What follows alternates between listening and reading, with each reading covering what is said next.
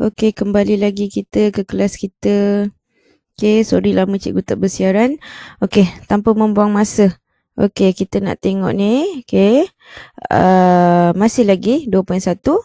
Okey, tapi kali ni yang keempat kita nak lihat di sini iaitu menjelaskan ciri organisma unisel dan multisel bagi kedua-dua haiwan dan juga tumbuhan berserta contoh. Okey, apa benda agaknya organisma unisel dan multisel ni? Okey, jadi dalam 2.1.4 apa yang kamu perlu tahu? Maksud, contoh. That's all, sikit saja. Okey, so maksud. Okey, yang pertama sekali organisma. Siapa yang tak tahu organisma tu apa? Organisma ialah semua benda yang ada kat dunia ni. Semua benda yang hidup yang ada kat dunia ni. Manusia, haiwan, tumbuhan, bunga raya, burung, ikan tu semua organisma. Okey, jadi organisma ni kita boleh bagikan kepada unisel dan juga multisel. Apa itu organisma unisel? Organisma unisel dia ialah organisma yang terdiri dari satu sel sahaja. Okey, maksudnya satu sel tu dia boleh buat semua benda. Okey, jadi dia biasanya organisma unisel ni dia kecil, saiznya kecil. Okey, dia tahap mikroorganisma. Kita kena guna mikroskop untuk lihat organisma unisel ini. Okey, manakala organisma multisel, okey, dia lebih daripada satu sel. Multi. Kalau uni tadi, uni satu. Okey, multi ni banyak. Jadi lebih daripada satu sel. Okey, ini dia punya perbezaan. Persamaan dia walaupun unisel ke multisel, tapi dua-dua boleh menjalankan proses kehidupan. Okey, proses kehidupan kita dah pernah belajar dah sebelum ni. Ada 4.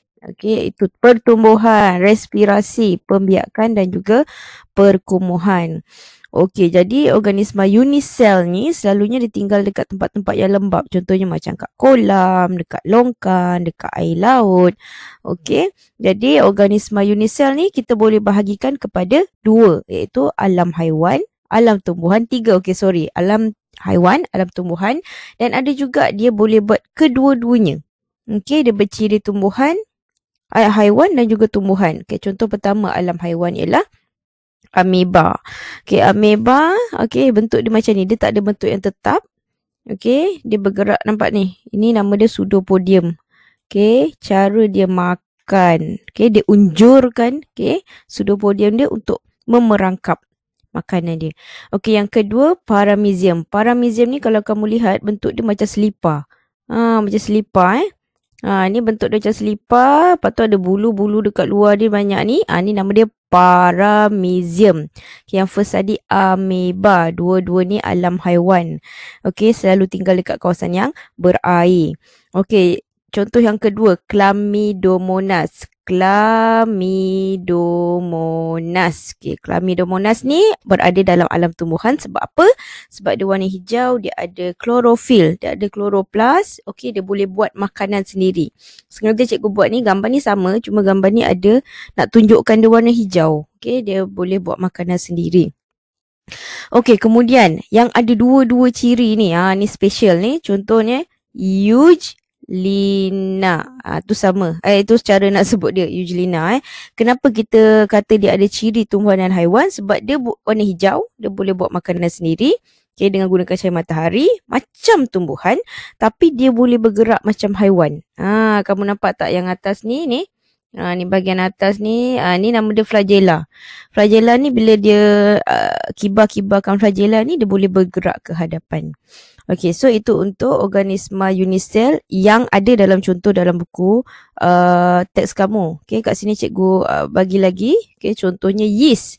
Yeast juga organisma unisel. Yeast ni kamu selalu jumpa dia dekat mana? Kalau nak buat kuih kan. Okey, kemudian lagi satu, cikgu bagi contoh lagi satu, Pleurococcus. Pleurococcus. Okey, ni. Okey, seterusnya kita pergi organisma multisel. Okey, organisma multisel tadi cikgu cakap dia apa?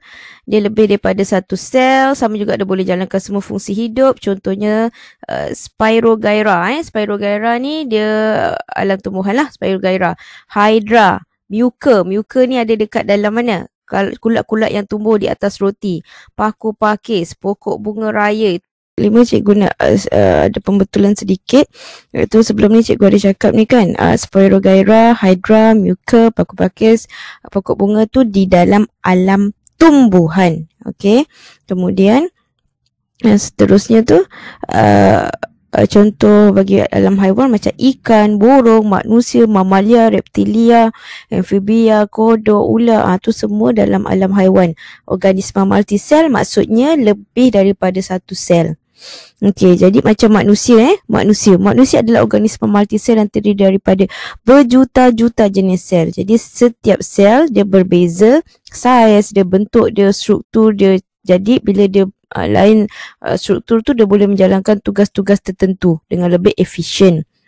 Macam mana dia boleh yang kamu belajar sel haiwan tu satu jenis je kan, tapi dia boleh menjalankan fungsi-fungsi tertentu apabila dia menjalani penghususan sel. Apa itu penghususan sel?